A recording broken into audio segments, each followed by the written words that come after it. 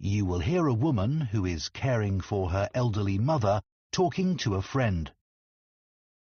First, you have some time to look at questions 1 to 4.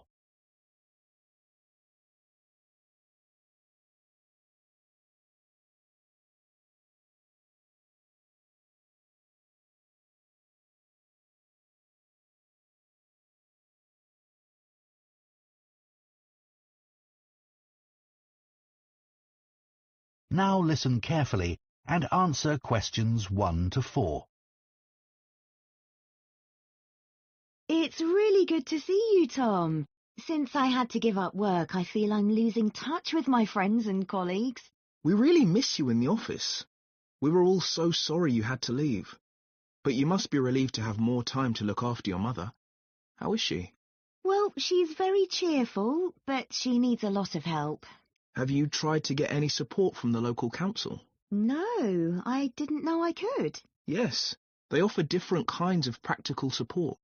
They realise that carers sometimes need time for all the other responsibilities they have, apart from the person they're caring for, and also that they sometimes need a break. Absolutely. OK, so tell me more. How do I go about getting this support? Well, you'd have to have an assessment of your mother's needs. That means someone would come round and talk to you about the situation and what you need. So, for a start, they'd want to know the amount of time you spend looking after your mother every day. OK. Then they'll probably ask you what sorts of tasks you do for your mother during the day. Things like if she needs help with getting dressed, for example. Right, I help her with that. And also I help her get into the shower in the morning. Yes, that sort of thing. They'll probably ask you if you do the shopping for her and help her at meal times, and whether she can cope using money. Yes, that's becoming a bit of a problem. She used to be very good at it, but not anymore. Before you hear the rest of the conversation, you have some time to look at questions 5 to 10.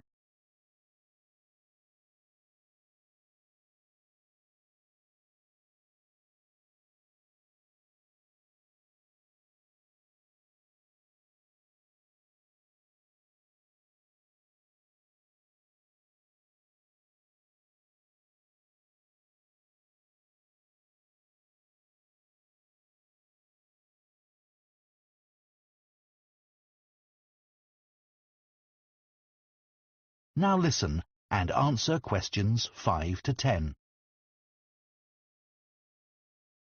And be ready to tell them about anything you find particularly difficult about caring for your mother. So recently I've noticed she's started to have quite bad problems with her memory. If I wasn't there, I think she'd forget to eat, for example. And often she doesn't seem quite sure what day it is. Yes, tell them about that. And are there any physical difficulties you have caring for her? Lifting her, for example. Yes, she's quite heavy, and I'm afraid of hurting my back. I'd be in real trouble if that happened. They can give you advice about that, and also about how to avoid the possibility of your mum having a fall. Great. So once they've done this assessment, if I'm eligible, what happens next? Well, they might support you financially. So they might help you with transport costs, like if you have to get a taxi to take your mother for an appointment, for example. I usually drive her myself, actually. So could I claim for the petrol? You could. And you can claim for the insurance too. Oh, right. And if you need help with the housework, they can arrange for someone to come along once or twice a week. And one other thing. I hope you don't mind me saying this, but it's important you look after yourself. And it seems to me you're under quite a bit of stress. I am, yes. Well, tell the council, because they may be able to give you some advice on how to minimise it. Really? Though, actually, I feel so much better having talked to you. I'll get in touch with the council straight away. Now, shall we go for coffee or something? That is the end of part 1. You now have 1 minute to check your answers to part 1.